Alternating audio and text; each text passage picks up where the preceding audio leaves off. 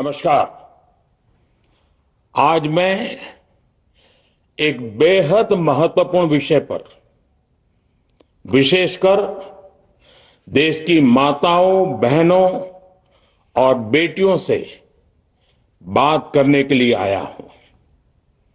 आज भारत का हर नागरिक देख रहा है कि कैसे भारत की नारी शक्ति की उड़ान को रोक दिया गया,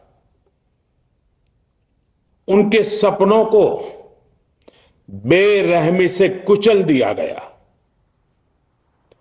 हमारे भरसक प्रयास के बावजूद हम सफल नहीं हो पाए। नारी शक्ति वंदन अधिनियम में संशोधन नहीं हो पाया और मैं इसके लिए सभी माताओं, बहनों, उनसे मैं क्षमा प्रार्थी हूं। साथियों, हमारे लिए देश हित सर्वोपरि है, लेकिन जब कुछ लोगों के लिए दल हित सब कुछ हो जाता है, दल हित देश हित से बड़ा हो जाता है, तो नारी शक्ति को, देश हित को इसका खामियाजा उठाना पड़ता है। इस बार भी यही हुआ है। कांग्रेस, डीएमके, टीएमसी और समाजवादी पार्टी जैसे दलों की स्वार्थी राजनीति का नुकसान देश की नारी शक्ति को उठाना पड़ा है।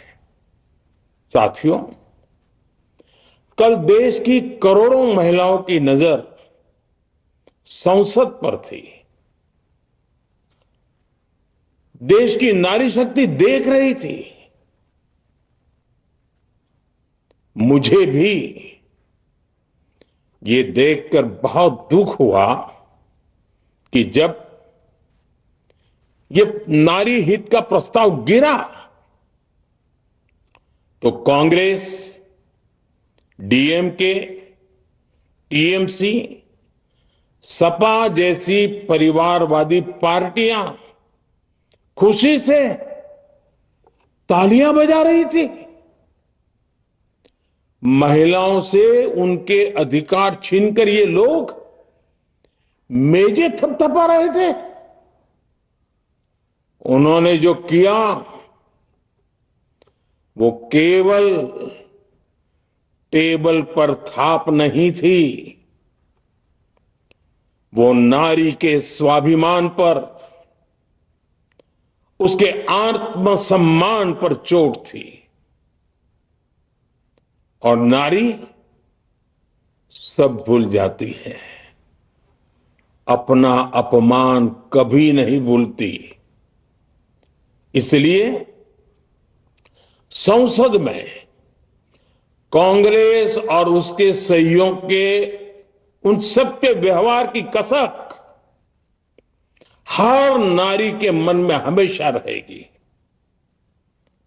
देश की नारी जब भी अपने क्षेत्र में इन नेताओं को देखेगी तो वो याद करेगी कि इन्हीं लोगों ने संसद में महिला आरक्षण को रोकने का जश्न मनाया था, खुशियां मनाई थी।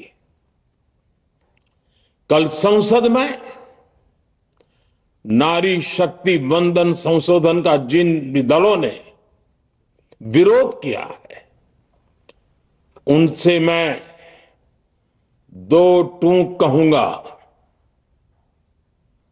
ये लोग नारी शक्ति को फॉर ग्रांटेड ले रहे हैं। वो ये भूल रहे हैं कि 21वीं सदी की नारी देश की हर घटना पर नजर रख रही है। वो उनकी मंशा भांप रही है और सच्चाई भी भली भांति जान चुकी है। इसलिए महिला आरक्षण विरोध करके जो पाप विपक्ष ने किया है, इसकी उन्हें सजा जरूर मिलेगी।